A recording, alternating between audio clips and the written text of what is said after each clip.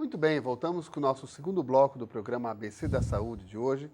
Estamos falando de um assunto muito interessante, que é o método de fisioterapia CME para tratar crianças com alterações cerebrais, com a paralisia cerebral que a gente já explicou, que é o método Cuevas-Medeck Exercises, com a doutora Regiane Krakauer-Kuhn, que é fisioterapeuta e especialista nessa metodologia.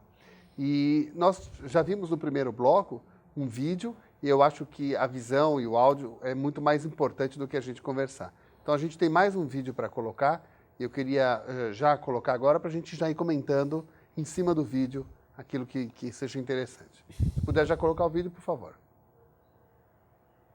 E essa quem é, Regiane? Essa é a Ana Carolina. Eu estou fazendo uma marcha alternada por ombro e tornozelo. Então, por 1 segundo, eu tiro as minhas mãos e ela por 1 segundo tem liberdade. Olha, tirei. Esse segundo de liberdade, ela está começando a experimentar. Ela não consegue ficar sozinha em pé, a Ana Carolina. Então, a gente vai fazendo a marcha. Ela levanta os braços para dar equilíbrio, né, quando você tira a mão. Ela tem uma dupla hemiplegia, ou uma quadriplegia. Aqui, ela está cantando e está andando. Eu estou com um tubo de PVC no meio das pernas dela. É um tubo longo, então vocês vão reparar que eu não estou indo atrás dela, andando junto com ela. Cada vez mais esse tubo está distante, então a alavanca também é diferente e ela tem que se manter em equilíbrio e fazer a marcha. Né? Tá vendo como ele é longo? Sim.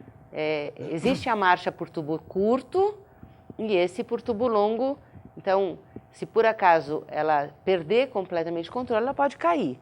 Então, pode ter certeza que a mãe dela está à frente para protegê-la se alguma coisa acontecer. A mãe participa da sessão, então, sempre? A mãe? Sempre. Sim, os pais? Sempre, né? sempre. Na primeira você estava apoiando e agora com o tubo. Isso. Né? Esse é o aéreo. Então, esse é um exercício, por exemplo, que depende da força do fisioterapeuta. Dá um né? rasante aí, né? Então, eu tiro a minha mão, deslizo para o joelho e a reação automática da criança é ficar em pé. E ela está feliz. Se a mãe não confiar em você, ela leva a criança embora na hora, hein, Regiane? Se a mãe não confiar, leva mesmo. Então, aqui, olha, em maio de 2011 foi quando nós voltamos do Chile, ela fez o intensivo lá em abril.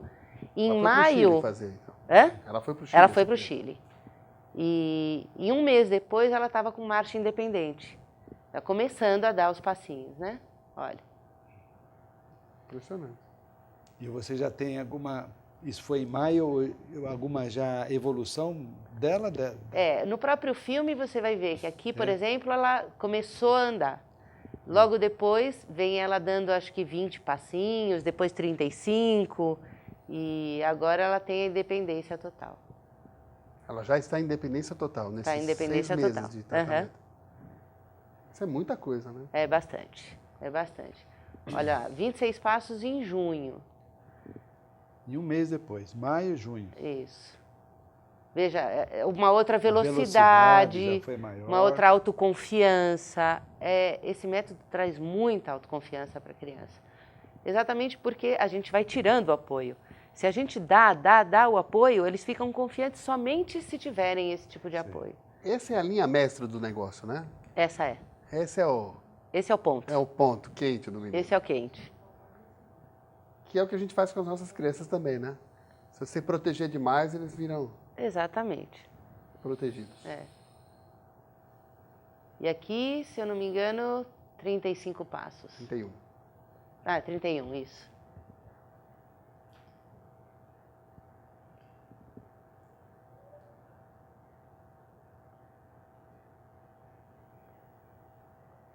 Já é mais como que é a parte emocional dessas crianças, na maioria?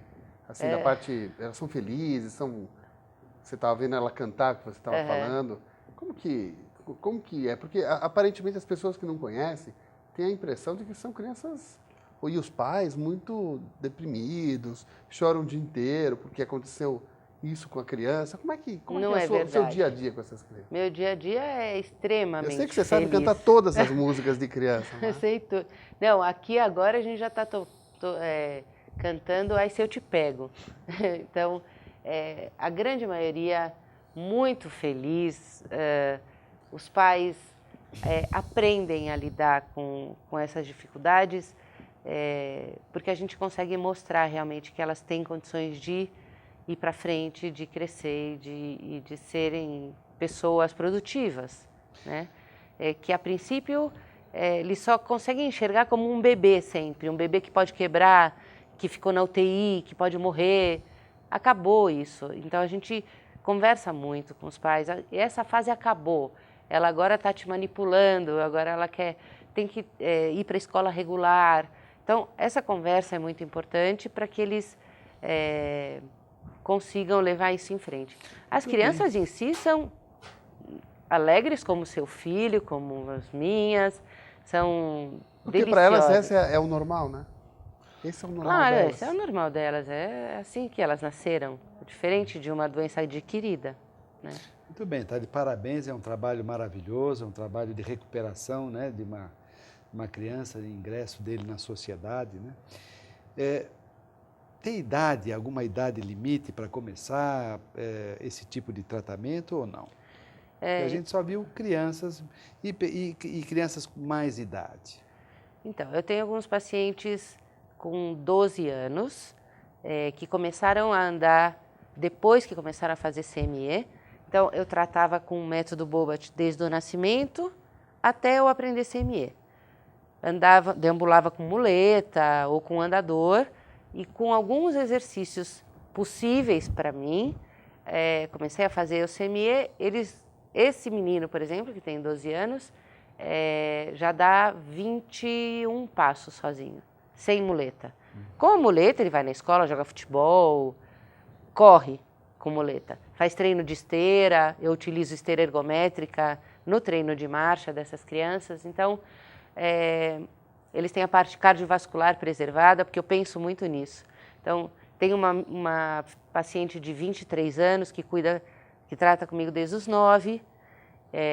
Não dá para fazer CME com ela, mas no treino de esteira, por exemplo, ela se beneficiou muito, porque ela consegue andar de muletas no shopping sem se cansar. Porque eles andam menos, são menos expostos, né? Mas assim, dá para aplicar muitos exercícios em crianças maiores. Claro que fica limitada, não dá para fazer um aéreo. Eu, pelo menos, não consigo. Por causa do peso da criança. Exatamente. Né? A limitação seria mais do fisioterapeuta, do fisioterapeuta, sem dúvida. E não da criança. O Ramon consegue. Ele, no curso, pegou uma criança de uns 10 anos, 11, e fez um aéreo. Então, a gente vê que o limite é do profissional. Aqui a gente tem uma pergunta que eu quero saber o que é. O que significa o período de prova? Nós já falamos disso? Sim, o período de prova são as 8 semanas. Tá. Que nós traçamos as 3 metas, passa por esse período de prova e depois se reavalia. Daí continua. E é por quanto tempo? Tem limite para terminar essa metodologia ou isso é contínuo? Não, então existem as duas formas de tratamento. O tratamento intensivo é feito 2 semanas, 45 minutos de manhã, 45 minutos à tarde, então, por 2 semanas. Esse é o intensivo. O extensivo é aquele em que ele não vai ao Chile fazer esse método, ou não vem até a minha clínica fazer esse método só por 2 semanas e continua com o método tradicional ou qualquer outro. Ele faz o tratamento com um terapeuta específico de CME 3 vezes por semana até que atinja a independência total, né? Não existe um tempo pré-determinado. A cada 8 semanas eu reavalio e traço junto com os pais novas metas. Na sua experiência, como é que anda? Em quanto tempo você já deu alta para uma criança? É muito pouco tempo para eu te dizer. Porque você faz muito pouco tempo. Tá em... Mas eu tenho um exemplo agora de um gemelar. Os 2 foram prematuros. É difícil você não comparar um com o outro, então os pais comparavam e percebiam que um dos meninos tinha um certo atraso. E realmente tinha uma grande assimetria de corpo. O lado esquerdo dele, ele parecia ser hemiparético, como se não conseguisse entender bem o lado esquerdo do corpo dele. E começamos com a terapia CME. Se eu não me engano, nós tratamos 5 meses. e ele está de alta, ele está andando. Hoje ele deu 7 passos, né? E tem um filminho até no YouTube dele levando o irmão no andador de carrinho, aqueles de empurrar. Então, o irmão que já anda, que é mais acelerado, vamos dizer assim, estava sentado. E o que estava com atraso está empurrando e está levando ele. Então, ele é uma prova assim de um atraso neuromotor, não é uma lesão cerebral clara, mas um atraso neuromotor em 5, 6 meses eu dei alta. Resolveu. Existe um protocolo para a sessão fisioterápica utilizando esse método? Existe uma metodologia, como começa a sessão, como vai para o meio, ou você vai utilizando, né? Existe uma organização da sessão? Não. Isso é a criatividade do terapeuta e o que a criança necessita para atingir seu objetivo. É uma criança que não consegue de cócoras ficar em pé. Eu vou, com certeza, fazer exercícios que promovam mais esse tipo de atividade motora. Se a criança já faz, eu elimino esse exercício. Eu vou para coisas que ela ainda não faz, até que ela atinja a independência. Então, aí a criatividade do fisioterapeuta e aquilo que a criança necessita naquele momento. Muito bem. E existe alguma contraindicação para esse método? Olha, Fora o peso, você falou, fora o peso, você falou que você faz aquele programa para ver se vai resolver ou não, né? Se vai ser útil o método ou não. Mas você já pode de cara falar, olha, não vai, no caso dessa criança, dessa pessoa, não é possível. Sim. Existe alguma contraindicação formal? A contraindicação que existe é para doenças progressivas, osteogênese imperfeita, doenças que podem fraturar com facilidade, bebês com menos de 3 meses de vida, a não ser que sejam CME de nível 2. Então, para os terapeutas que estão começando a se formar, eles só podem acompanhar bebês a partir de 3 meses. E quem já tem formação maior, a partir de alguns dias de vida já pode atuar. Então, só para doenças progressivas, doenças musculares progressivas e para osteogênese imperfeita. Que aí é contraindicado. Contraindicado. Tá. Fora a paralisia cerebral, falando com esse nome, quais as outras doenças que você costuma tratar e por quê? A grande maioria com síndrome de Down ou outras síndromes genéticas que possam causar um atraso neuromotor. Algumas patologias como autismo, por exemplo, podem vir junto com atraso neuromotor. A grande maioria ainda é prematuridade, anóxia neonatal, Falta de oxigênio falta no de cérebro. oxigênio no cérebro, No parto. perinatal ou pós-parto. Bom, nós temos mais um vídeo que, de novo, eu acredito que o vídeo fala melhor do que a gente conversar. Então vamos assistir ao terceiro e nosso último vídeo para a gente fazer o comentário. Então a Isabela também tem... Só queria lembrar que essas crianças permitiram, né, as mães, os Sem pais, dúvida, que a gente sim. mostrasse, falasse o nome, tudo bem. Então aqui o exercício é para que ela fique em pé, sem apoio do chão. Então ela está em pé no ar. Veja, ela não tem a propriocepção de sentir e não tem a força do solo contra ela. Então a força muscular que ela tem que fazer é muito maior. Ela ainda não conseguiu, agora ela está conseguindo. E essa é a primeira vez que ela conseguiu. Então ela tem que se equilibrar, quer dizer, eu equilibro, mas o mais importante disso é ela não ter o solo lá embaixo. Ela conseguir ficar em pé com a força muscular de tronco e de membro inferior sem fazer uma força contra o solo. Porque você tem uma força contrária quando você pisa, não é? De novo o aéreo. Então aqui o tronco dela estava completamente livre. Veja que ela não tem ainda preparo de tronco total para fazer e ficar com aéreo standing, ficar em pé completamente. A Isabela era uma criança que chorava muito durante a terapia, por incrível que pareça, está fazendo uma maior festa, né? Mas era uma criança que chorava muito, muito, muito, muito. Então, você vê isso alguns meses depois, tá vendo? Setembro.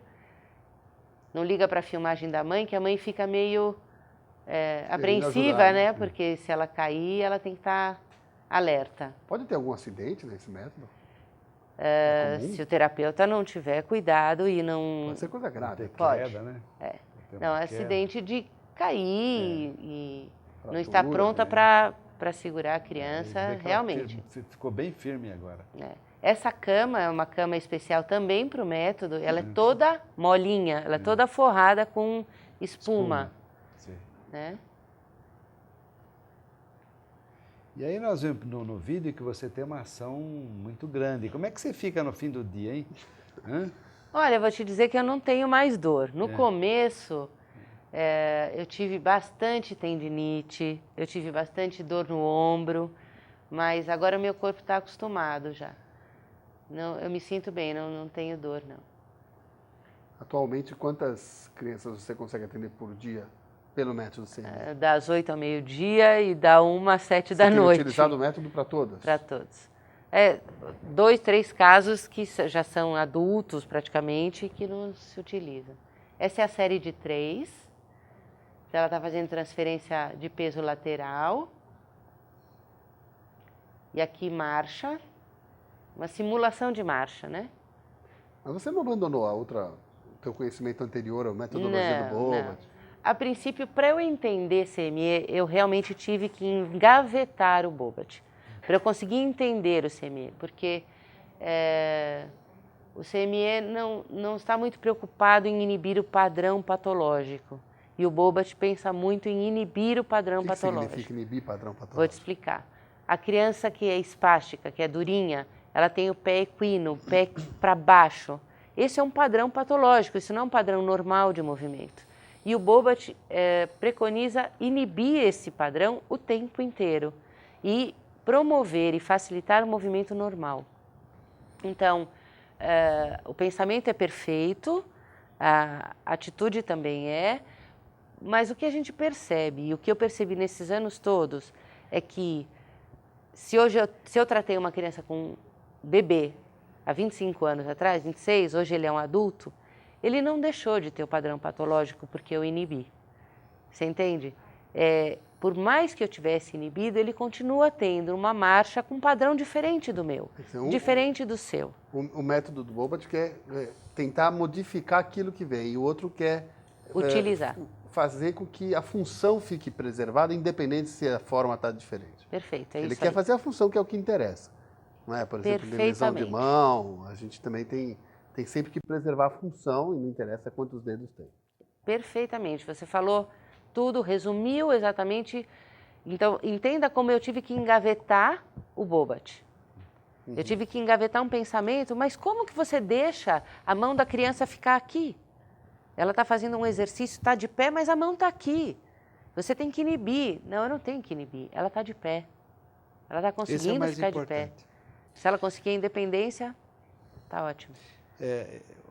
Tem pessoas que talvez estão pegando o programa agora. Eu gostaria que você explicasse novamente quais são que tipo de doenças está indicado esse tipo de terapia. Então, qualquer atraso no desenvolvimento neuromotor causado por lesão central, lesão no cérebro, ou por prematuridade, que é muito comum acontecer, atrasos por outras síndromes que causam hipotonia, como síndrome de Down, que é bastante comum ter o atraso. Então, basicamente, paralisia cerebral e síndrome de Down. Muito bem, nós estamos chegando no final, né? No final do programa, e hoje a doutora Regiane aqui deu uma aula sobre esse método que é um método, não sei dizer se é revolucionário, mas é um método extremamente importante na recuperação, como nós vimos aí nesses vídeos, nessas 3 crianças, nesses 3 exemplos, uma recuperação extremamente rápida, né, de movimentação. Eu acho que isso traz muita alegria ao próprio paciente como aos pais, né? Sem dúvida. E ao fisioterapeuta que está ali do lado levando esse método. Então eu gostaria de agradecer a sua participação e que você deixasse uma mensagem aqui no Câmera 3 para esse público que está nos assistindo até agora, e especialmente aquele que, porventura, um pai ou uma mãe que tem um filho com esse tipo de deficiência.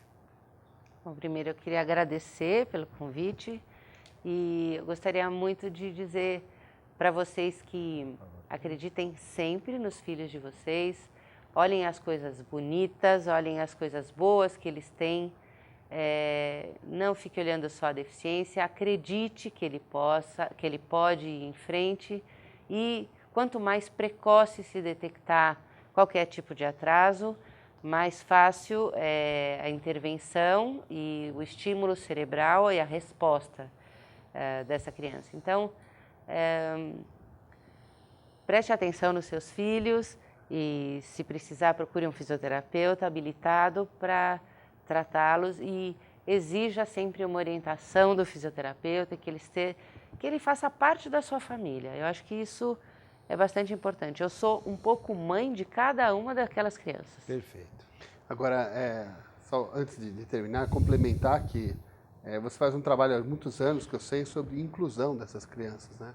De intervir mesmo na escola, intervir no ambiente dessa criança, de adaptar para que essa criança realmente seja incluída de forma plena e não um estorvo dentro de uma sala de aula, dentro de uma festa infantil. Comenta rapidamente sobre isso, nós temos pouco tempo porque a Eliette já quer acabar. Rapidamente, 2 palavras. A gente estimula os pais a procurar a escola regular, ele procura a escola regular e a gente dá o suporte. A fisioclínica tem terapia ocupacional, fonoaudióloga, psicóloga. Então, além de toda a equipe, vai até a escola e orienta os professores ou a parte arquitetônica daquela escola, né? Eles também não estão muito preparados. Então, cadeira especial para a criança ter maior atenção, etc. A gente fica ao dispor da escola para aquela criança, para que ela possa se adaptar no ambiente escolar. Uma vida saudável, exato, alegre, uma feliz, vida normal com todos. Então, eu tenho que te agradecer. Claro que, como minha irmã, a gente tem mais intimidade, mas aqui eu te agradecer porque eu aprendi um monte que eu não sabia. Uhum. E quero deixar o nosso e-mail para que vocês possam mandar mensagens para isso. É programa abc@netservicos.com.br e abcdasaude@abc.org.br, muito rápido. E o e-mail da Regiane, que já passou aí enquanto ela falava. Já? Já passou o e-mail e o telefone, se não me engano. Então, um abraço para vocês, que nós temos que terminar, João. Até o próximo programa. Até o próximo programa. Até lá. Até lá. Dá um tchauzinho lá.